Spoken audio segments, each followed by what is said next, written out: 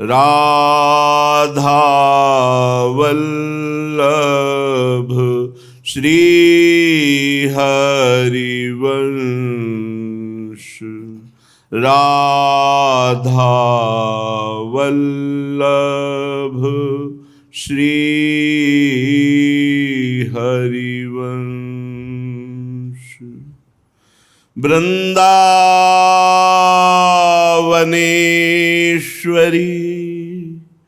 तवैव पदारविन्दं प्रेमामृतैकमकरन्द रसौघपूर्णम्। हृद्यर्पितं मधुपते स्मरतापमुग्रं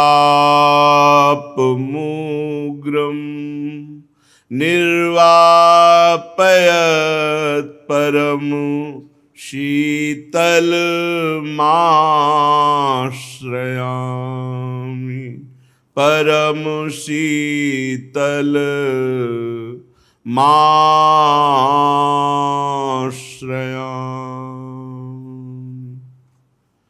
परम सच्चिदानंद घन प्रेमानंद स्वरूप नवनिभृत निकुंज महामहिम श्री वृंदावन धाम। श्री वृंदावन धाम के लाडिले प्राणाराध्य प्राणप्रिय श्री युगल सरकार प्रिया प्रीतम जू, समस्त सहचरी वृंद, खग मृग पशु पंछी तरुलता यमुना रस रानी रजरानी, समस्त ब्रजवासी परिकर। श्रीधाम वृंदावन चिन्मय है। यहाँ के राजा श्री श्यामा श्याम हैं। यहाँ का प्रताप कैसा भी जीव क्यों न हो, एक बार यहाँ आया, श्री जी के दर्शन किए। राधा वल्लभ लाल, बाके बिहारी लाल, राधा रमण लाल और भी बहुत से भगवत स्वरूप हैं। वृंदावन की परिक्रमा लगाई, यमुना रस रानी का आचमन किया, बैठकर थोड़ी देर नाम जप किया। यही उसके परम कल्याण के लिए नींव रख गई। अब उसका अमंगल नहीं हो सकता। एक बार वृंदावन आने का, और फिर जो यहाँ अखंड वास कर रहे हैं, वृंदावन उन्हें चिन्मय बना देता है। श्रीपाद प्रबोधानंद जी महाराज कह रहे, श्री वृंदावन राज्ये कृष्ण स्वभावा परम प्रजा राजा। ये कृत राजैकात्म्यास्तेषां रस संपदो अनर्घ्या। वृंदावन अपार करुणा में, यहाँ के जो राजा हैं श्यामा श्याम, अपार करुणा में। जय जय वृंदावन रजधानी, जहाँ विराजत मोहन राजा। श्री राधा महारानी, जहाँ विराजत मोहन राजा। श्री राधा महारानी, जय जय वृंदावन रजधानी। सदा सनातन इक रस जोरी, महिमा निगम न जानी। श्री हरि प्रिया हितु निज दासी, रहित सदा अगवानी। जय जय रहित सदा अगवानी, जय जय वृंदावन रजधानी, जय जय श्री श्यामा महारानी। श्री श्यामा श्याम का ये निज महल है, कैसा अद्भुत प्रभाव है। श्री वृंदावन राज्ये कृष्ण स्वभावा परम प्रजा राजा।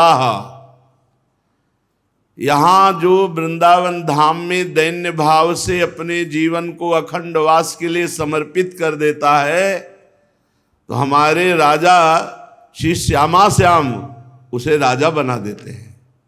प्रजा राजा।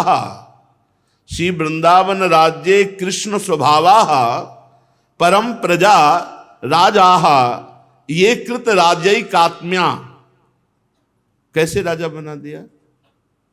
क्या प्रमाण है कि वृंदावनवासी राजा बन जाता है? उसके मुकुट लग जाता है क्या? उसकी सेना हो जाती है क्या? वो क्या चक्रवर्ती सम्राट बन जाता है क्या? क्या मतलब है राजा का? तो जो वृंदावन के राजा हैं श्री श्यामा श्याम, ऐसा प्रेम प्रकाशित करते हैं कि श्यामा श्याम उसके अधीन हो जाते हैं। और भावे मोहि जोई, सोई सोई करे प्यारे। अब राजा श्यामा श्याम नहीं, अब राजा वो प्रेमी है। जैसा खेल खिलाता है वैसे प्रेम के खिलौना श्यामा श्याम खेलते हैं। ऐसा उत्तम सहचरी पद प्रदान करता है जो श्यामा श्याम को अपने अधीन किए हुए हैं। सखियों के मन में जैसा आता है वैसे प्रिया प्रीतम खेलते हैं, जैसा खेलते हैं वैसे सखियां गान करती हैं। श्री वृंदावन तदात्म कर लेता है। श्री वृंदावन चिदानंद है तो चिदानंद बना देता है। श्री वृंदावन प्रेममय है तो उसे प्रेममय बना लेता है। अमूल्य कर देता है जो वृंदावन का अखंड वास स्वीकार करता है। अमूल्य वास मात्र से। श्री वृंदावन महिमा नहीं मानसमन्य गापि में कुरुते, तस्मिन् शास्त्र व्याख्या बुधा मुधा बधिर गीत रंगो वह। जब ये वृंदावन की महिमा मेरे हृदय में प्रकाशित हुई कि वृंदावन चिदानंद कर देता है, वृंदावन राजा बना देता है, वृंदावन प्रेम में बना देता है, तो तस्मिन् शास्त्र व्याख्या बुधा मुधा बधिर गीत रंगो वह। अन्य वार्ता शास्त्रों की सुनने के लिए मेरे कान बहरे हो गए, अर्थात मुझे अच्छी नहीं लगती अन्य वार्ता। श्री वृंदावन महिमा नहीं मानसमन्य गापी, मेरे मन में श्री वृंदावन की महिमा व्याप्त हो गई। अब कोई और बात समा ही नहीं सकती।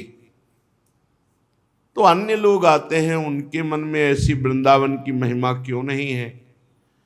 एक ने प्रश्न किया एकांतिक में एक दिन कि जब वृंदावन के लिए चलने की बात सोचते हैं तो बड़ा उत्साह होता है, लेकिन जब यहां आते हैं तो उत्साह नष्ट हो जाता है। श्रीपाद प्रबोधानंद जी महाराज कह रहे, वृंदावने पिमंदाश्चित्रम विदंति सुंदरेन रतिम। अथवा पहली बात तो जब आप वृंदावन का चिंतन वहां से करते हैं तो चिंतन मात्र से पाप नष्ट होते हैं और आपको आनंद का अनुभव होता है। लेकिन जब आनंद समुद्र में आते हैं आप, तो अब आपका आनंद तभी प्रकट होगा जब निरंतर प्रिया प्रीतम का चिंतन होने लगेगा। जैसे इत्र की दुकान के पास से निकलो तो सुगंध, और थोड़ा 2-4 घंटे बैठ जाओ तो फिर वहां सुगंध का अनुभव होना बंद हो जाएगा। अब कोई उससे पावरफुल इत्र खुले तो आपको अनुभव में आएगा, क्योंकि घ्राणेन्द्रिय समानता प्राप्त कर ली। ऐसे ही वहां से चिंतन किया वृंदावन का तो थोड़ा आनंद का अनुभव हुआ, लेकिन ये आनंद समुद्र है। यहां जब आए तो आपका चिंतन बदल गया। स्त्री पुरुष जड़ चैतन्य गुण दोष इसका चिंतन होने लगा। तो वृंदावन में आकर के भी वो आनंद का अनुभव नहीं मिला। बोले क्यों? बोले मंदास चित्रम विंदंती, वो देख गलत रहा है। ये चिदानंदमय धाम है, यहां बिल्कुल सावधान। वृंदावने पि मंदास चित्रम विदंती सुंदरेन रतिम। अगर यहां सुंदर प्रेम से चिंतन करो तो अभी आपको रोना आने लगेगा। अथवा आपका अंतःकरण बहुत मलिन है। अथवा ना चित्र में पित्त रसना सीताम्बुथूत कुरते, जैसे पित्त के रोगी को मिश्री खवाओ तो थूक देगा, कड़वी लगेगी, ऐसे ही पापी हृदय को, दोष दर्शन करने वाले हृदय को, अविद्याग्रसित हृदय को यहां दोष दर्शन होते हैं। अरे यहां के तो ऐसे अमुक लोग, ऐसा ऐसा। तो ये वृंदावन धाम भी उसको, यद्यपि ये मिश्री है, पर अविद्या रूपी पित्त बढ़ गया, इसलिए उसको भी वो लाभ नहीं ले पाता, यहां दोष दर्शन करता है। चिद्र सघनमपि वृंदावनम ही मंदावतान्योपेक्षन्ते, ये चिदानंद वृंदावन है और बुद्धि तुम्हारी प्राकृतिक है, इसलिए पकड़ नहीं पा रही। राधा राधा रटो, बुद्धि का माया में भाव नष्ट हो, त्रिगुणातीत बुद्धि हो, तब तुम वृंदावन को जान पाओगे। फिर इस श्लोक में कह रहे अथवा किमिदम चित्रम शंखा पीतो ही भाति पित्त दृशा, जैसे शंख श्वेत है पर पीलिया का रोगी है तो गौर से देखेगा तो उसमें पीलिमा दिखाई देगी। पहले में पित्त का उदाहरण दिया स्वाद के लिए, दूसरा दृष्टि का उदाहरण दिया कि आपकी दृष्टि दोष दर्शन करती है, इसलिए चिदानंद वृंदावन भी जो महान निष्कलंक उज्जवल प्रेम रस प्रदान करने वाला है, वहां भी तुम पापी देखते हो, दोष दर्शन करते हो, वहां भी तुम निंदा करते हो, घृणा करते हो, इसलिए तुम्हारी दृष्टि पीलिया जैसे दोष से युक्त हो गई है कि उज्जवल प्रेम रस प्रदान करने वाला वृंदावन, जिसमें लाडली की कृपा के बिना कोई नहीं रह सकता, वहां तुम आकर के भी दोष दर्शन कर रहे हो। वृंदारण्य गुणान रसेन गणयिष्यामोऽथ बालम धिंमामेव मसत् प्रलापिन महा संभावयेत कोन्वदम यन्मीयेत समस्तमेव कथमप्यंभो महांभो निधे कुंभे नेदमतीव हास्य विषयो विश्वंभरा मंडले। आनंद धाम वृंदावन आपको आने का अवसर दिया, मेरी महारानी जी की अपार कृपा।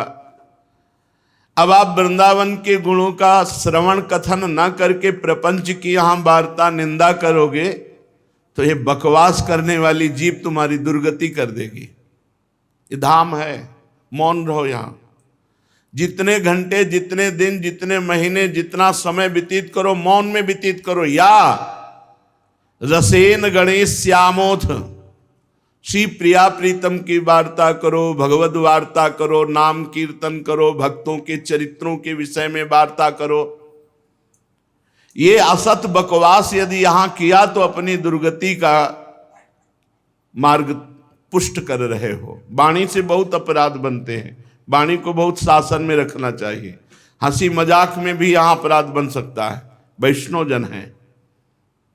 धिक्कार है उस जिह्वा को जो वृंदावन में बकवास करती है।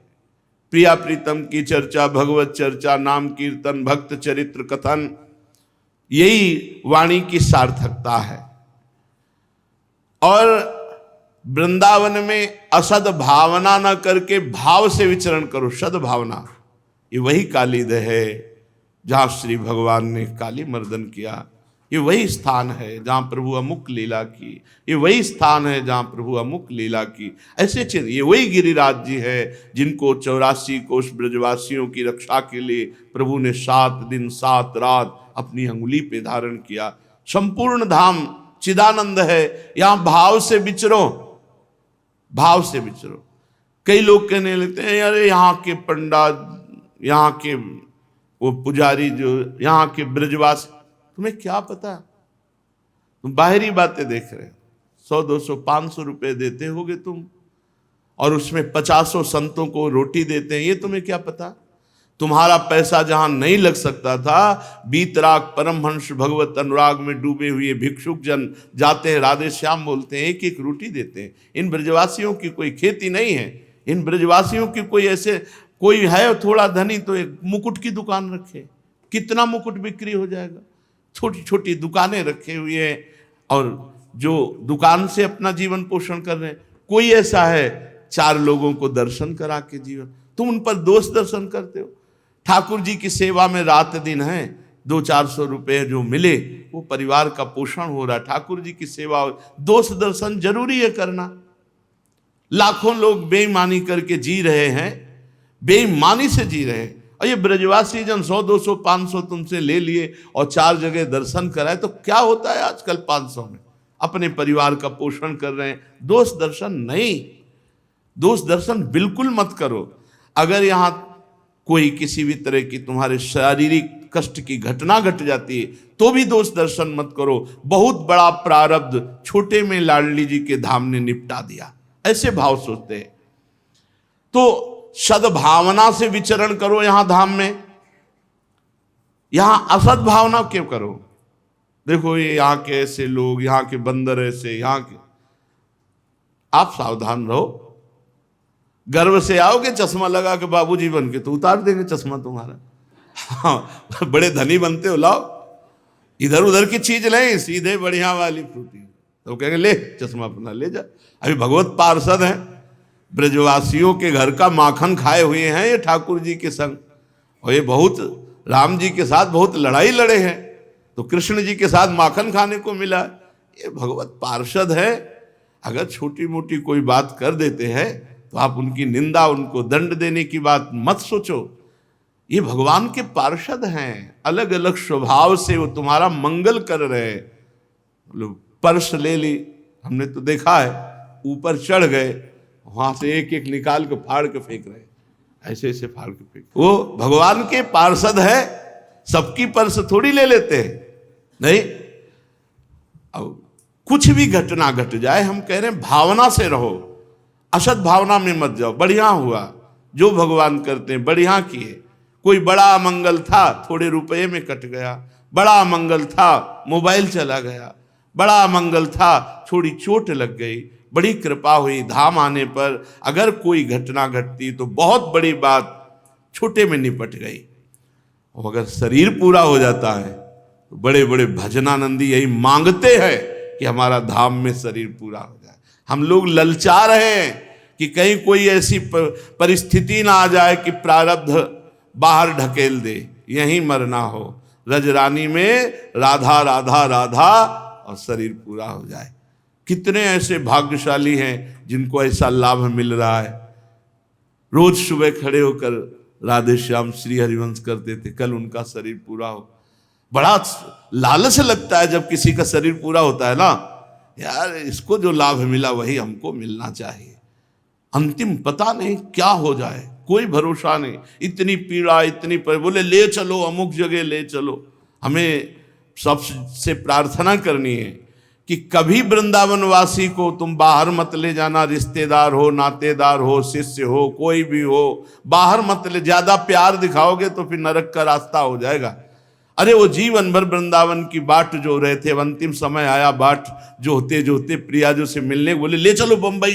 अरे भाई, जो कछु लिखा लीलार दुख सुख देह संग, भुगते गो जहां जाए गो, या सिद्धांत अभंग। यह सिद्धांत अभंग तजत क्यों धीरज प्राणी, वृंदावन परिहरे प्रिया प्रीतम रजधानी।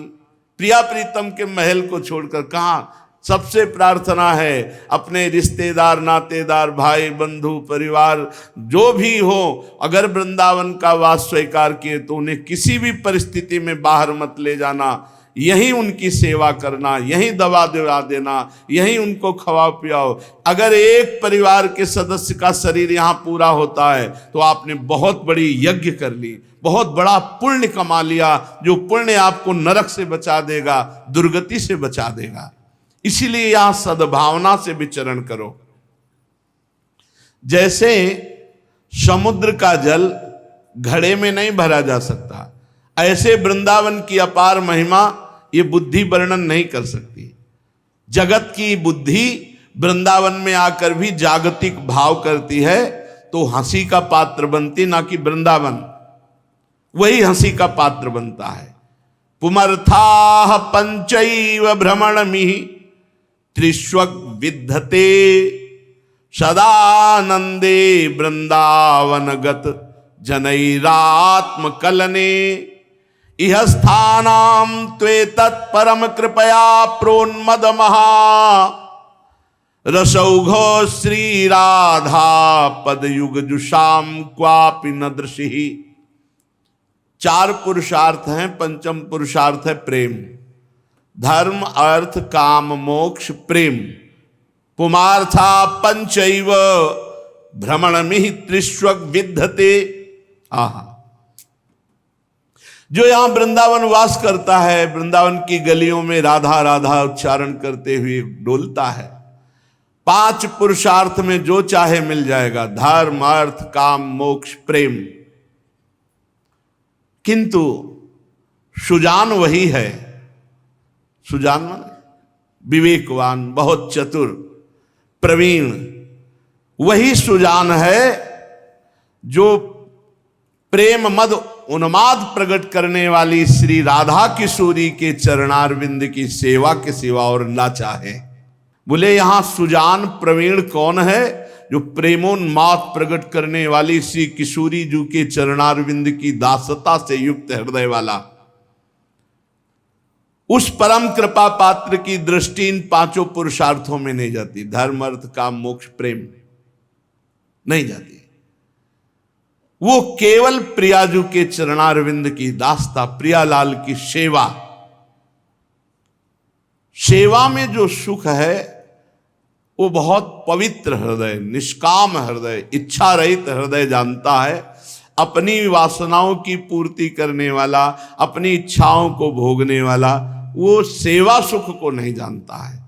वैसे थोड़ा सा स्वाद कभी सेवा सुख का लेना हो तो देखना, कभी ऐसा अवसर मिले, कोई मल से युक्त वृद्ध पड़ा हो, उसकी कभी सफाई करके नए वस्त्र धारण करा करके उसको औषधि फिर देखो आपके हृदय में कैसा होता है। कभी कोई भूखा हो, तुम अपने हिस्से का भोजन उसे दे दो, फिर देखो तुम्हें कैसा लगता है। कभी अपने सुख के लिए पैसा खर्चा करने जा रहे हो और किसी बीमार की औषधि में देखो कैसा लगता है। ये तो हुआ पार्थिव सेवा। चिदानंद प्रिया प्रीतम की तत्सुख भाव की सेवा में जो सुख है वो मोक्ष में भी नहीं है। इसीलिए श्रीपाद कहते हैं श्री वृंदावन धाम महाकरुणा में, इसका आश्रय ले लो तो श्री प्रियाजू की दासता मिल जाएगी जो सर्वोपरि है। चलते हैं श्रीमद् भागवत महापुराण, प्रसंग चल रहा है। हिरण्यकश्यप ने निश्चय किया कि मैं तपस्या के द्वारा ऐसा वरदान प्राप्त करूंगा कि त्रिभुवन में कोई मुझे पराजित या मार न सके। घोर तपस्या की, दाहिने पैर के अंगूठे के बल केवल खड़े होकर, दोनों हाथ ऊपर उठाकर आकाश की तरफ दृष्टि करके और भगवत मंत्र जप करते हुए इतनी तपस्या की कि उसके शरीर में दीमक लग गई। त्वचा, मांस, रुधिर, नस नाड़ियां ये सब चाट गए, हड्डी में प्राण रहे और ऊपर बांबी लग गई। पूरा त्रिभुवन हिरण्यकश्यप के ताप से, तप से व्यथित हो गया। तब भगवान ब्रह्मा जी विवश होकर उसे वरदान देने के लिए वहां आए तो देखा हिरण्यकश्यप दिखाई नहीं दे रहा, पर लग रहा था कि यहीं कहीं है। तो अपने कमंडल का अमोघ जल लेकर जे ही डाला तो उसी बामी से दिव्य तेजों में आकाश को घेरता हुआ ये भगवान का पार्षद है, जो जय विजय है, यही हिरणाक्ष और हिरण्यकश्यप के रूप में, रावण कुंभकर्ण के रूप में, शिशुपाल दंतवक्र के रूप में 3 जन्म का शाप था सनक सनंदन सनातन सनत कुमार के द्वारा, उसे पूर्ण कर रहे। विशाल का हिरण्यकश्यप देखा, हंस पर विराजमान ब्रह्मा जी को प्रणाम किया। ब्रह्मा जी ने कहा, बेटा ऐसी तपस्या तुमने की कि कोई ऋषि मुनि ना तो कर पाया है और ना कर पाएगा जैसे तुमने तपस्या की। इसलिए जो वरदान मांगो मैं तुम्हें वरदान वही दूंगा जो मांगोगे। हिरण्यकश्यप ने कहा, अमर कर दो, अजर अमर। कहा, अजर तो कर सकता हूं, तुम्हें अमर नहीं कर सकता, और वरदान मांग लो। ठीक है, तो मुझे वरदान दीजिए कि तुम्हारी रची हुई सृष्टि में किसी से ना मरूं। यदि दास्यस्यभिमतान् वरान् मे वरदोत्तमं भूतेभ्यस्त्वद् सृष्टेभ्यो मृत्युर्मा भून्मम प्रभो।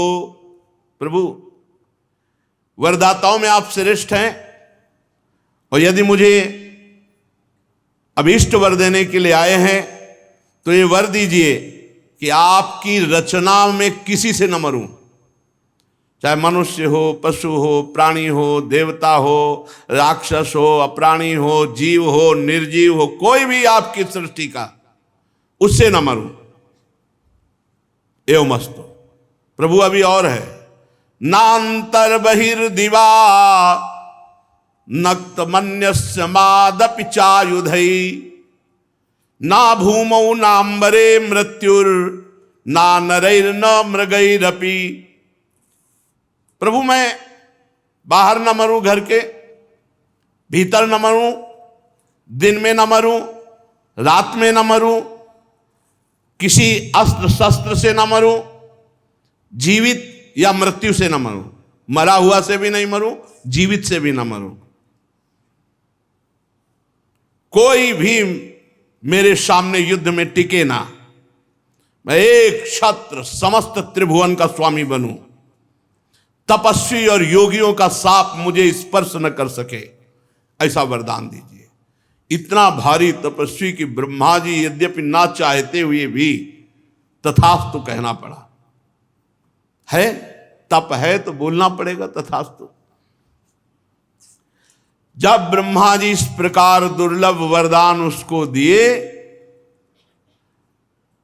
ब्रह्मा जी ने कहा, बेटा यद्यपि ये वरदान बड़े दुर्लभ हैं, किसी को ऐसे वरदान नहीं दिए जा सकते, पर तुमने ऐसी तपस्या की, तुम्हें ये वरदान प्राप्त हुए। और ब्रह्मा जी अंतर्धान हो गए। वो जानता था कि ब्रह्मा जी के वचन कभी मिथ्या नहीं होते। अब किसी ऋषि मुनि का शाप नहीं, ब्रह्मा की बनाई हुई सृष्टि से नहीं मरूंगा, दिन में नहीं, रात में नहीं, बाहर नहीं, भीतर नहीं, जीव से नहीं, निर्जीव से नहीं, पृथ्वी में नहीं, आकाश में नहीं, सब घुमा के उसने ऐसा मांग लिया मानो अमर। अब जे ही ब्रह्मा जी गए, ते ही उठाया त्रिशूल और उसको भगवान श्री हरि की याद आई। ये दुश्मन हमारे भाई हिरण्याक्ष का वध करने वाला है, अब मैं इसका गला काटूंगा और इसके खून से तर्पण करूंगा अपने भाई को। उस अविवेकी हिरण्यकश्यप को पता नहीं कि भगवान का श्रीअंग चिदानंद है, किसी अस्त्र से काटा नहीं जा सकता, और रक्त मांस आदि धातु ये मनुष्य शरीर में होती, चिदानंद में नहीं। अब तो वो अपने साथियों को लेकर के तीनों लोकों की विजय की। देवता, असुर, नरपति, गंधर्व, गरुण, सर्प, सिद्ध, चारण, विद्याधर, ऋषि, पितर, मनु, यक्ष, राक्षस, पिशाचराज, प्रेत, भूतपति, सबको जीत लिया हिरण्यकश्यप ने। विश्व विजयी त्रैलोक्यपति, दहाड़ मारता हिरण्यकश्यप, कोई जोड़ नहीं। अब वो नंदन आदि जो देव उद्यान है सबको अपने अधिकार में करके देवताओं को खदेड़ दिया, स्वर्ग में रहने लगा। विश्वकर्मा के द्वारा बड़ा विचित्र बनाया हुआ देवराज इंद्र का भवन, त्रिभुवनपति का भवन छीन लिया। और त्रिभुवनपति बनकर के हिरण्यकश्यप विराजमान हुआ। तीनों लोकों का सौंदर्य इंद्र भवन में विराजमान है।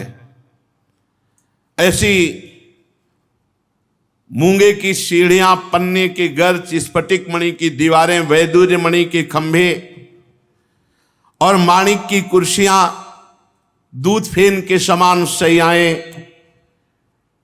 स्वर्ग की अप्सराएं, सब हिरण्यकश्यप की सेवा में।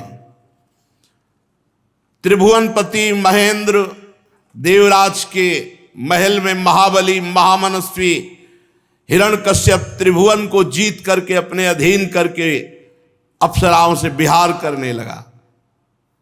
उसका शासन इतना कठोर था, कोई भी देव दानव मानव यक्ष नाग उसकी आज्ञा के विपरीत नहीं। अब तो उत्कट गंध वाली मदिरा पीता और मतवाला होकर के जैसा आदेश करता वैसा त्रिभुवन को पालन करना पड़ता। केवल 3 उसके अंडर में नहीं थे, भगवान ब्रह्मा, भगवान हरि और महादेव, बका पूरा त्रिभुवन उसके अधीन था। जब पुरुषार्थ से इंद्रासन पर बैठ गया तो विश्वावसु, तुम्बुर, गंधर्व, सिद्ध, ऋषिगण, विद्याधरी स्तुतियां करती, अप्सराएं सामने नृत्य करती। युधिष्ठिर किसी भी देवता को कोई आहुति नहीं दे सकता था उसके राज्य में, सब देवता क्षीण होने लगे। कोई वर्णाश्रम धर्म का पालन नहीं कर सकता, कठोर नियम। उसने पहले ही आदेश दे रखा था, जिनको ये समझ में आता हो कि सनातन को नष्ट कर देंगे तो पहले आकाश को नष्ट करके दिखावे। आकाश है सनातन, वायु है सनातन, पृथ्वी है सनातन, समुद्र है सनातन, जल है सनातन, अग्नि है सनातन, हरि है सनातन। कैसे जानेंगे ये? हिरण्यकश्यप को भी भ्रम हो गया कि सनातन को नष्ट कर देंगे, मिटा देंगे। इतना भय नदियां खाती थी कि जो चाहता वो नदियों में प्रवाहित होता है। कोई सूरा बहा रही है मदिरा, कोई घृत, कोई इक्षुरस, कोई दधी, कोई दुग्ध, कोई मीठा शरबत, कोई रत्न की राशियां तरंगों से उछाल करके किनारे हिरण्यकश्यप के शासन में। अकेला ही समस्त लोकपालों के गुण धारण कर रहा था। जैसे लोकपाल वरुण, लोकपाल अग्निदेव, लोकपाल वायुदेव, वायु और लोकपाल यम, सबके गुण अपने में अकेले धारण करता, इतना महान तपस्वी। पर कुछ भी हो, था तो इंद्रियों का दासी। कितना भी बड़ा बलवान हो, गुलाम तो मन और इंद्रियों का ही था। अब ईश्वर से मतवाला होकर शास्त्र की मर्यादा का उल्लंघन करते हुए मदिरा पीकर घमंड से जब घूमता तो थर थर कांपती पूरी सृष्टि। उसका कठोर शासन, लोकपाल घबरा गए। कहीं किसी को ठौर नहीं तो सब लोकपाल आदि भगवान को पुकारा। सबके रक्षा करने वाले भगवान श्री हरि है। सबने हाथ जोड़ा और कहा, जहां भी हो सर्वात्मा जगदीश्वर भगवान श्री हरि, वो हमारी प्रार्थना सुने हैं। हम उनके निवास स्थान को और उनको नमस्कार करते हैं। सबने खाना पीना छोड़ दिया है, सब केवल आपको पुकार रहे हैं। प्रभु आप ही रक्षा कर सकते हो।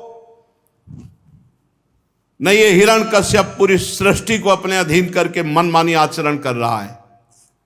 समस्त ऋषि मुनि लोकपाल जब ऐसी पुकार की तो तेषामाविर्भूत वाणी अरूपा मेघ निश्वना सन्नादयन्ती ककुभः साधूनाम अभयंकरी। सज्जन पुरुषों को अभय प्रदान करने वाली भगवान की मेघ गंभीर आकाशवाणी हुई। देवताओं, ऋषि मुनियों, मां भैष्ट विबुध श्रेष्ठा सर्वेशाम भद्रमस्तुवा मद दर्शनम ही भूतानाम सर्वश्रेयोपपत्तये। मत डरो, जो मेरी शरण में आ गया उसको मैं निर्भय कर देता हूं। मैं इस नीच दैत्य को मिटा देता पहले ही।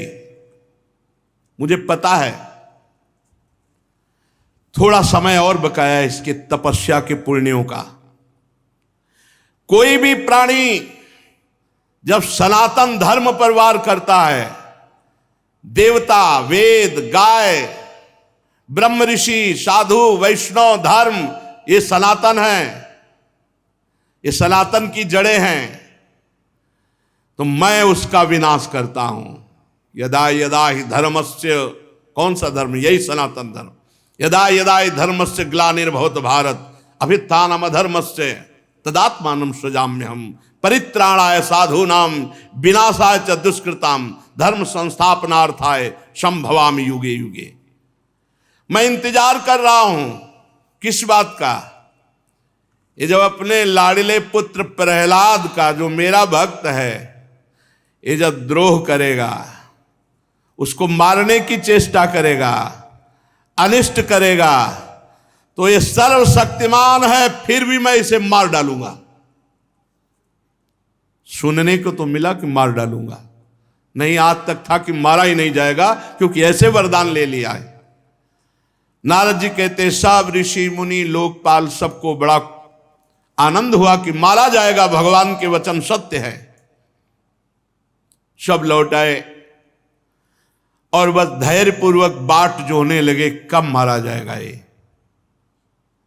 चाहे जितना बड़ा तपस्वी हो, चाहे जितना बड़ा वरदानी हो, जब समाज उसके नाश का चिंतन करने लगती है तो उसका नाश निश्चित हो जाता है। ऐसा ना समझे कि समाज अनाथ है, सब समाज के स्वामी हैं भगवान श्री हरि। इंतजार सब कर रहे कब मारा जाए। पीछे आपने सुना हिरण्यकश्यप के 4 पुत्र थे। प्रहलाद जी सबसे छोटे थे, परंतु गुणों में सबसे बड़े और महान भगवान के भक्त थे। ब्रह्मण्या शील संपन्न सत्य संधो जितेन्द्रिय आत्मवत् सर्वभूताना में का प्रिय सुहृतम। ब्रह्म ऋषियों के भक्त, सौम्य स्वभाव, सत्य प्रतिज्ञ, जितेंद्री, समस्त प्राणियों में एकमात्र श्री भगवान को देखने वाला स्वभाव, ये प्रहलाद जी का था। प्रहलाद जी सदैव बड़ों के आने पर खड़े हो जाना, उनके चरणों में झुककर प्रणाम करना, हाथ जोड़कर बात करना, बड़ी विनम्रता। भक्त में ऐसी ही विनम्रता होनी चाहिए। छोटों पर बड़ा दुलार, समान वालों पर मित्रता का व्यवहार, बड़ों पर पिता जैसा भाव प्रहलाद जी रखते, और गुरुजनों में तो सीधे भगवत भाव रखते। मेरे भगवान, इतना धन ऐश्वर्य सब कुछ, पिता इतना बलवान, पर कोई भी घमंड नहीं प्रहलाद जी को।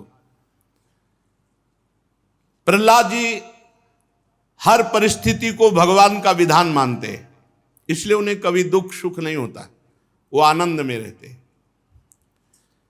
लोक परलोक किसी की कोई परवाह नहीं, एकमात्र भगवान के चिंतन में चित्त डूबा हुआ। प्रहलाद जी संपूर्ण वैभव को असत्य, निस्सार समझते थे, इसलिए कभी घमंड नहीं हुआ। प्रहलाद जी जितेंद्री थे, मनोनिग्रही थे, शरीर उनके वश में था, वो इंद्रियों के गुलाम नहीं थे जैसे उनका पिता। उनके चित्त में कभी किसी भी तरह की कोई कामना ही नहीं उठती थी प्रहलाद जी के चित्त में, क्योंकि निरंतर भजन चलता था। धन्य है, जन्म हुआ दैत्य कुल में, स्थिति है महान, निरंतर भजन में डूबे रहते, कामना की कोई गुंजाइश ही नहीं थी, कोई कामना उनके हृदय में नहीं थी। अवस्था 5 वर्ष की, स्थिति सर्वोपरि। महात्मा लोग, जिन स्थितियों को चाहते हैं, प्रहलाद जी में वो स्थिति स्वाभाविक विराजमान थी। सबसे खास स्थिति, निरंतर भगवान का भजन और कोई कामना नहीं। इसी से सारी स्थितियां प्रकट हो जाती हैं। वो जहां कहीं कोई बैठता तो भगवान के चरित्र या भक्तों के चरित्र ही कथन श्रवण करते प्रहलाद जी। अजात शत्रु थे प्रहलाद जी, कोई उनका दुश्मन था ही नहीं पूरी सृष्टि में। प्रहलाद जी के विषय में जितनी महिमा वर्णन की जाए वो सब थोड़ी है, क्योंकि जिसका चित्त भगवान में जुड़ा हुआ है उसमें सब दैवी संपदा सद्गुण आ जाते हैं। प्रहलाद जी बचपन में जो बालकों के खेल कूद होते हैं वो नहीं खेलते थे, वो एकांत में जड़वत ध्यान में डूब जाते, भगवान के चिंतन में डूब जाते। भगवान श्री हरि उनके साथ खेलते भाव में। ऐसा चित्त चुरा लिया था भगवान ने कि प्रहलाद जी को कोई सुध बुध ही नहीं रहती। हर समय वो देखते भगवान उनके साथ खेल रहे, भगवान उनके साथ खा रहे, भगवान उनके साथ सो रहे, भगवान ही भगवान। कैसी उत्तम स्थिति। वो देखते कभी कभी कि भगवान अपनी गोद में लेकर मुझे दुलार कर रहे हैं। कभी कभी ऐसा देखते कि भगवान मुझे छोड़कर रूठ कर जा रहे हैं तो जोर जोर से रोने लगते। कैसी प्रेममय स्थिति। कभी देखते कि भगवान फिर प्रसन्न होकर हमारी ओर आ रहे तो दौड़ करके गले लगाते और हंसने लगते, ठाका मारते। तो कुछ लोगों को देखकर लगता कि हिरण्यकश्यप का एक छोटा पुत्र कहीं बावरा तो नहीं है, दौड़ना गले लगाने की, और वहां किसी को कुछ दिखाई नहीं दे रहा है। कभी बड़ी उत्सुकता से जोर जोर से गाने लगते, हरि हरि हरि हरि। लोक लज्जा का त्याग करके कभी नाचने लगते प्रहलाद जी। ये भगवान के भक्त की स्थिति होती है। पर यह स्थिति कब आती है? जब आसीनः पर्यटन नशनन शयानः प्रपिबन ब्रुवन, बैठे हैं या चल रहे हैं, खा रहे हैं या पी रहे हैं या लेटे हुए, हर समय नाम चल रहा है। हर समय गोविंद परिरंभितः, भगवान के चिंतन में ऐसा डूबे मानो भगवान उनका आलिंगन किए हुए। तो कभी क्वचित द्रुदति, कभी रोने लगते, कभी हंसने लगते, कभी नाचने लगते, कभी गाने लगते। क्वचित धसति तच्चिंताह्लाद उद्गायति, क्वचित नदति, क्वचित दुत्कंठा विलज्जो नृत्यति, क्वचित, कभी नाचने लगते। क्वचित तद्भावना युक्तस तन्मयोनुचकार, कभी भगवान की भावना में डूबकर समाधिस्थ हो जाते, भीतर ही भीतर भगवद आनंद में डूब जाते। प्रहलाद जी की ऐसी स्थिति कि कभी कभी नेत्रों से अश्रुधारा बहती। भगवान श्री कृष्ण के चरण कमलों की ये भक्ति अकिंचन महात्माओं को प्राप्त होती है, जो प्रहलाद जी को प्राप्त हुई। इसमें जो परमानंद है वो मोक्ष में भी नहीं है। ये बेचारे जो मन के अधीन इंद्रियों के गुलाम हैं, ये बेचारे क्या जाने भगवदानंद किसे कहते हैं। विषयानंद में ही आनंद की खोज करने वाले ये भगवदानंद, परमानंद, प्रेमानंद क्या जाने। भगवान के परम प्रेमी प्रहलाद भक्त बड़ी ऊंची कोटि की स्थिति को प्राप्त थे। ऊंची कोटि स्थिति प्राप्त करने के लिए एक बात केवल समझ ले, हर समय भगवान का चिंतन। बस एक बात पकड़ लो, अनन्यस चिंतयन्तु माम, भगवान कह रहे मेरा अनन्य चिंतन। भगवान का अनन्य चिंतन ही सब प्रकार की सिद्धियों को प्रदान करता है। हिरण्यकश्यप ऐसे महात्मा पुत्र से द्रोह क्यों करने लगा? युधिष्ठिर जी ने नारद जी से पूछा। पिता तो स्वाभाविक सद्गुणी पुत्रों पर विशेष प्रेम करता है, फिर हिरण्यकश्यप ऐसे महात्मा प्रहलाद जी से द्रोह क्यों किया? नारद जी, मुझे बड़ा संशय हो रहा है कि हिरण्यकश्यप ऐसे निर्मल पुत्र के प्रति द्रोह किया नारद जी ने कहा, युधिष्ठिर जी, दैत्यों ने भगवान श्री शुक्राचार्य जी को अपना पुरोहित बनाया। उनके दो पुत्र थे, संड और अमर्क, तो संडामर्क कहते हैं। दोनों हिरण्यकश्यप के द्वारा प्रेरित होकर प्रहलाद जी को राजनीति, अर्थनीति ये सब पढ़ाते। प्रहलाद जी स्कूल में जाते, जो पढ़ाते वो पाठ सुनते हुए दिखाई देते, और जब पूछते तो जेव का त्यों सुला भी देते, लेकिन वो मनन नहीं करते। मनन करते प्रभु का। पाठ का मूल आधार मनन होता है। तो राजनीति, अर्थनीति, बहुत सी और पढ़ाइयां सुन लेते, सुना देते, मनन करते प्रभु का। काफी दिन के बाद संडामर्क ने प्रहलाद जी को हिरण्यकश्यप के पास भेजा। कयाधु जी ने बढ़िया श्रृंगार कर दिया था। 5 वर्ष का महान भागवत। हिरण्यकश्यप ने जो ही देखा सिंहासन के पास प्रहलाद जी, गोद में उठा लिया, गोद में लेकर छाती से लगाया, मस्तक सूंघा और कहा, बेटा प्रहलाद, बोलो तुम्हें त्रिभुवन में कौन सी ऐसी वस्तु दे दूं, कौन सी ऐसी बात अच्छी लगती है जो तुम्हें सुख मिले।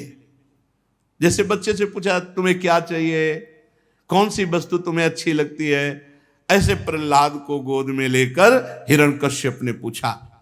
प्रहलाद जी ने कहा, तत्साधु मन्ये सुरवर्य देहिनाम सदा समुद्विग्न धिया मसद्गृहात् हित्वात्म पातम गृह मंद कूपम बनम गतो यद्धरिमाश्रयेत।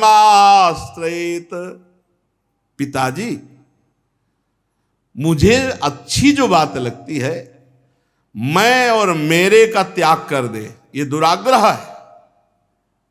अधापतन के मूल ये घर गृहस्थी के भोगों का त्याग कर दे और सब कुछ छोड़ छाड़ के एकांत में बैठ के हरे शरणम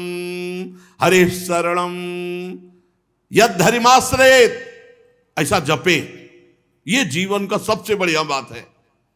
प्रहलाद जी ने कहा, तुम्हें बेटा क्या पसंद है? हिरण्यकश्यप ने पूछा। बोले, मुझे पसंद है घर गृहस्थी, अहंकार, भोग वासना छोड़कर एकांत में बैठकर हरिमाश्रयेत, हरिशरणम हरिशरणम हरिशरणम, ऐसा हरि का आश्रय लेकर खूब भजन करे। प्रहलाद जी के मुख से अपने दुश्मन हरि की शरण और खूब भजन करने की बात सुनकर हिरण्यकश्यप ठठाकर हंस पड़ा और उसने कहा, अब समझ में आया, दूसरों के बहकाने से बच्चों की बुद्धि भ्रष्ट हो जाती है, नष्ट हो जाती है। हमें लगता है यह संडामर्क जो है ये हरि के पक्ष में हो गया, तभी ऐसी शिक्षा दी है। बालकों की देख रेख ना की जाए तो उनकी गलत शिक्षा, गलत संस्कार पड़ जाए। संडामर्क तो कांपने लगे। उन्होंने कहा, नहीं नहीं महाराज, मैंने एक शब्द भी हरि बार कभी नहीं बोला होगा। हमने तो जो आपने बताया वही राजनीति, अर्थनीति, ये सब नीतियां पढ़ाई, ये हमने नहीं पढ़ाया। तो उनका आप सावधान, दोबारा गलती नहीं होनी चाहिए। प्रहलाद जी से कहा, ठीक से पढ़ो जो गुरुजन पढ़ाते हैं। पुरोहित ले गए, जो गुरु थे संडामर्क, शुक्राचार्य के, फुसला के पूछा, बेटा प्रहलाद, तुम्हारा कल्याण हो सही बताना, हमने तो कभी पढ़ाया नहीं तुम्हें। ये तुम्हारी बुद्धि ऐसी प्रवीण कहां से हो गई कि हरि का आश्रय ले, ये घर गृहस्थी के भोग सब नरक पहुंचाने, ये किसने सिखाया है? प्रहलाद जी ने कहा कि ये मेरी उल्टी बुद्धि किसी के बहकाने से नहीं है। स्वः परश्चेत्य सद्ग्राहा पुंसाम यन्मायया कृतः विमोहित धियाम दृष्ट तस्मै भगवते नमः। ये मनुष्यों की जो मोह ग्रसित बुद्धि है, जो भोगों में सुख बुद्धि है, ये भगवान को मैं नमस्कार करता हूं, उनकी प्रचंड माया से ये मैं और मेरे का भेद प्रकट हो गया है। गुरुदेव ये किसी के पढ़ाने से नहीं है। स यदानुव्रतः पुंसां पशु बुद्धि विभिद्यते अन्ये स तथान्यो मिति भेद गता सती स एष आत्मा स्वपरेत्य बुद्धिर विदुरत्ययानुक्रमणो निरूप्यते मुह्यन्ति यद्वर्त्मनि वेदवादिनो ब्रह्मादयो हेष भिन्नति में मतिम। ये पशु बुद्धि, ये मेरा है, ये तेरा है, ये मैं हूं, ये तू है, ये मायाकृत भेदभाव पैदा होता है भगवान की माया से। वो परमात्मा है, वो सबकी आत्मा है। अज्ञानी लोग भेद करके उसको नहीं जान पाते। बड़े बड़े ब्रह्मा आदि भी उस विषय में मोहित हो जाते हैं। आपके शब्दों में कि तुम्हारी बुद्धि कौन बिगाड़ रहा है, तो आपके शब्दों में वही परमात्मा मेरी बुद्धि बिगाड़ रहा है। गुरुजी ये किसी के पढ़ाने लिखाने से नहीं है। जैसे चुंबक के पास लोहा खिंच जाता है, वैसे ही श्री हरि के पास मेरा मन इंद्रियां सब खिंच गई है। बहुत सुंदर, बहुत सुंदर आकर्षण। मेरा चित्त श्री हरि में ऐसे चिपक गया जैसे चुंबक में लोहा। प्रहलाद जी इतना कह के चुप हो गए। बेचारे राजनीति लोक रीति ये जानने वाले इस उच्च कोटि के महात्मा की बात को क्या झिड़क गए। बंद करे सब बातें, अब ये नहीं पढ़ोगे, अब ये याद नहीं करोगे, ये हमारी कीर्ति में कलंक लगा रहा है। दुर्बुद्धि कुलांगार, तू दंड का पात्र है। दैत्य वंश के चंदन में तू कांटेदार बंबूल कहां से पैदा हो गया। संडा मर्क जी कह रहे, लाओ डंडा। संडा मर्क जी अभी इसकी पिटाई करते हैं। अरे तुझे पता नहीं ये हरि तेरे वंश का नाश करने वाला है। वो कुल्हाड़ का काम है, तू डंडे का काम कर रहा है। नादान बच्चे, तेरी समझ ठीक रही। बहुत डांटा फटकारा।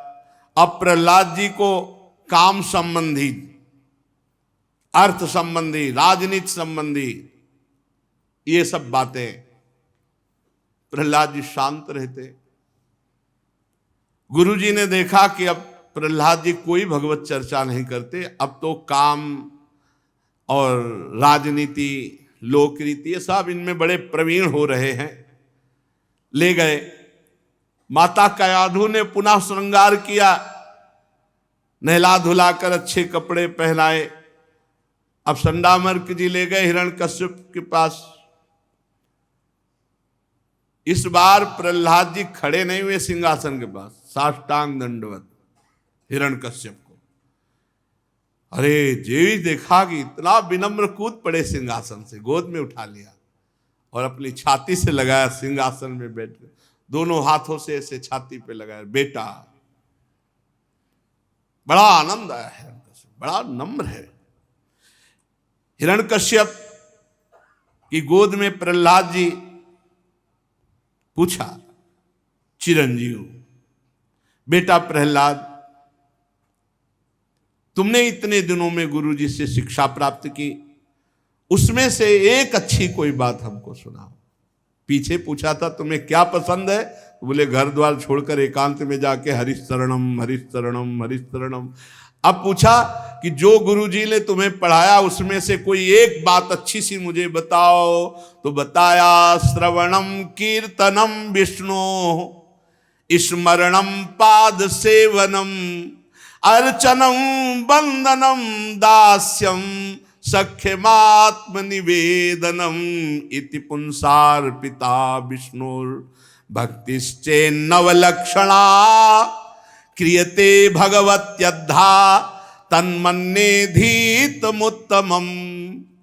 पिताजी, मुझे सबसे अच्छी बात लगती है भगवान की नाम कीर्तन, भगवान के गुणों का गायन, भगवान के गुणों का श्रवण, भगवान का स्मरण, भगवान की अर्चना वंदना, दास्य सख्य और आत्मनिवेदन, ये जो नवधा भक्ति है बहुत जोर की, मुझे बहुत पसंद है।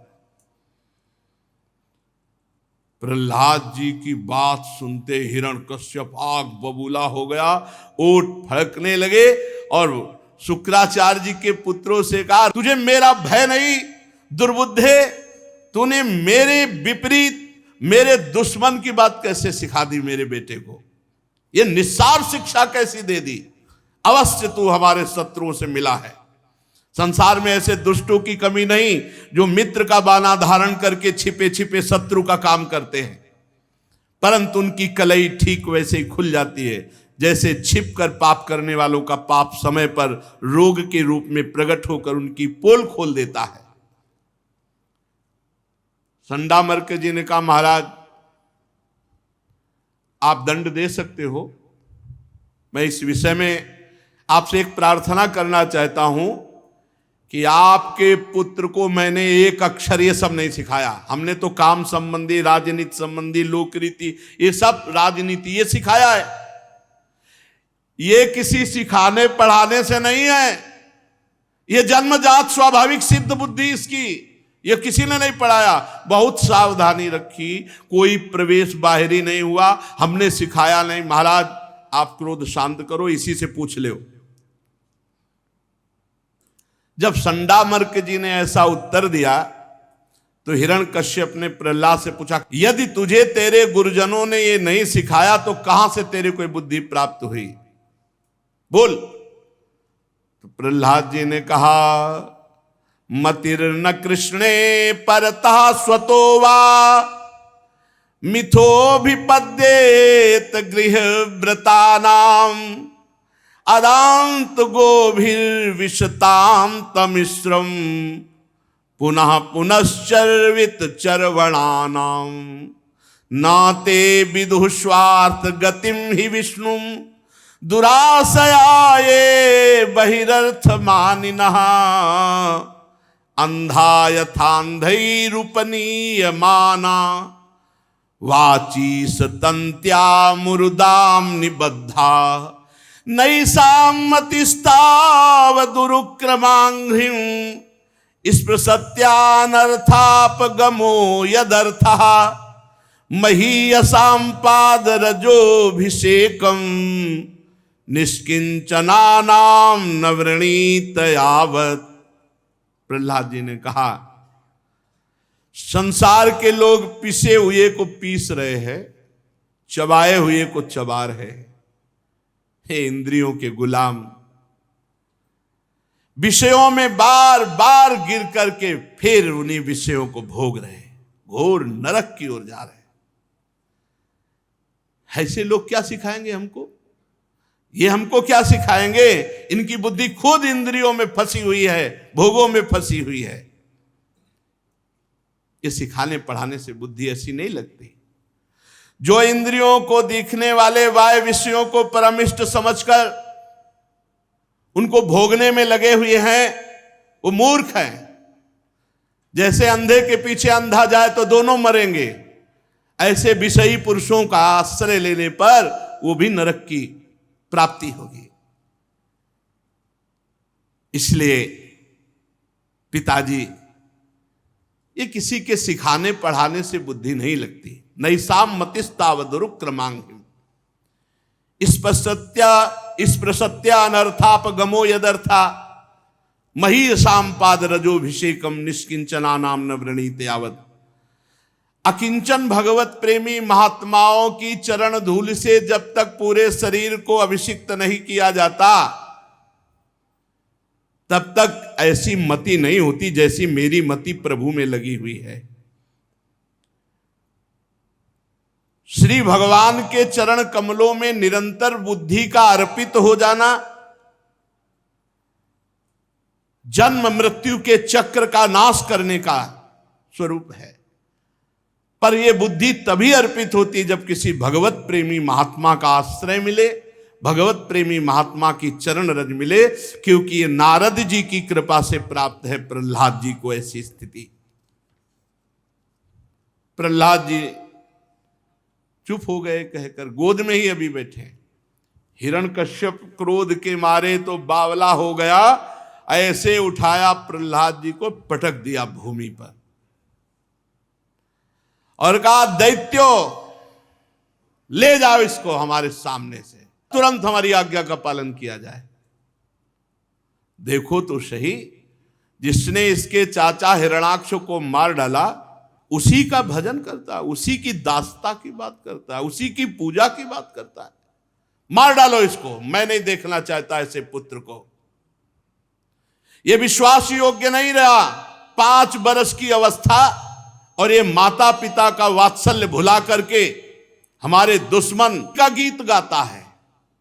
अगर दूसरा कोई औषधि के समान भलाई करने वाला हो तो उसे मैं पुत्र के समान मान सकता हूं। यदि मेरा पुत्र रोग के समान कष्ट देने वाला हो तो उसे शत्रु के समान मानना चाहिए। ये स्वजन का बाना पहनकर मेरा कोई दुश्मन आया है। जैसे योगी की भोग लोलुप इंद्रियां उसका नाश कर देती हैं, ऐसे ये मेरा नाश करने के लिए पैदा हुआ है। हिरण्यकश्यप का आदेश, तीखी दाढ़ वाले विकराल, जिनकी लाल लाल मूछ दाढ़ी, हाथ में त्रिशूल लेकर के प्रहलाद जी के ऊपर टूट पड़े, मारो मारो। प्रहलाद जी श्री हरि श्री हरि श्री हरि। देखो कैसी निष्ठा है। 5 वर्ष की अवस्था, सच्चे गुरु का चेला, गुरु मेहरबान तो चेला पहलवान। 5 वर्ष का बालक त्रिभुवनपति हिरण्यकश्यप के से भयभीत नहीं हुआ। बैठ गए प्रहलाद जी। ऊपर से तलवार, त्रिशूल, ऐसे नुकीले अस्त्रों का प्रहार हो रहा है और चुपचाप प्रहलाद जी शांत बैठे हुए, बस एक ही रट लगी, श्री हरि श्री हरि श्री हरि। दैत्यों ने बड़े जोर जोर से प्रहार किया, लेकिन खरोच भी नहीं आई प्रहलाद जी के शरीर में, खरोच। क्यों? क्योंकि प्रहलाद जी की रक्षा कर रहे हैं श्री भगवान। ऐसे किसी को दिखाई नहीं दे रहे, और भगवान के चिदानंद अंग में ये अस्त्र शस्त्र प्रवेश नहीं करते। जैसे आत्मा है तो नैनम छिन्दन्ति शस्त्राणि नैनम दहति पावकः न चैनम क्लेदयन्त्यापो न शोषयति मारुतः। तो आत्मस्वरूप भगवान के श्री अंग है, और भगवान ऐसे किए हैं, और वो समझ रहे हैं प्रहलाद को मार रहे हैं। तो प्रहलाद जी के कहीं खरोच भी नहीं। मनवाणी के अगोचर सर्वात्मा भगवान प्रहलाद जी की रक्षा कर रहे हैं। और दूसरी बात, भगवान ही त्रिशूल में है, भगवान ही तलवार में है, वो लग ही नहीं रहे, वो लग ही नहीं रहे। आकर के बताया, महाराज ये नहीं मर रहा है, शूलों से मारा, त्रिशूल से, तलवार से, पर खरोच भी नहीं आई। हिरण्यकश्यप को डर लग गया, डर। दुनिया को डर देने वाला पहली बार डरा। 5 वर्ष का बालक इतने बड़े बड़े महावीरों से भी नहीं मारा जा रहा। दूसरा उपाय करो, तुरंत मार डालो। मतवाले हाथी गजराज बड़े बड़े अंकुशों से प्रेरित करके प्रहलाद जी को बीच मैदान में बैठाला गया। चारों तरफ से हाथी दौड़ाए गए, बड़े बड़े मतवाले हाथियों से कुचलाए जा रहे हैं, कुछ नहीं। प्रहलाद जी श्री हरि श्री हरि श्री हरि श्री। महाराज हाथियों से भी नहीं मरा, विषधर सांपों से डसवाया जाए, बड़े बड़े कोबरा, किंग कोबरा, ये सब छोड़े गए। प्रहलाद जी के सब लिपट रहे हैं, काट रहे हैं, पर दांते नहीं घुस रहे, जहरे नहीं जा रहा। हरि का प्रताप, भगवान सर्व सामर्थ्यशाली, जो विष को अमृत कर दे, अमृत को विष कर दे, उन भगवान का प्रभाव। खूब सांपों से डसवाया गया, यहां तक कि सांपों की कोठरी में कई दिनों तक बंद रखा गया। अब तो मर गया होगा, निकाला तो सांप ऐसे खेल रहे थे जैसे कोई परिचय का। खूब प्रहलाद जी से ऐसे, महाराज नहीं मरा, सांपों से भी नहीं मरा। बड़े चिंतित, संडामर्क जी ने कहा हमें दो, हम कृत्या राक्षसी उत्पन्न करेंगे और मार डालेंगे। ठीक है, वो शुरू हुए, मंत्रों के द्वारा अनुष्ठानों मारण शक्ति का प्रयोग किया। कृत्यारूपी राक्षसी प्रकट हुई और प्रहलाद जी की तरफ चली, तो प्रहलाद जी की तरफ जाते ही वो उलट गई और संडामर्क को उठा के पटक दिया, मार डाला संडामर्क को, और राक्षसी अंतर ध्यान हो गई। तब प्रहलाद जी ने संडामर्क जी के समीप गए और उनके चरणों को पकड़ के कहा, यदि मैं सर्वत्र श्री भगवान को देखता हूं तो हमारे गुरु जी जीवित हो जाएं। संडामर्क पुनः जीवित हो गए।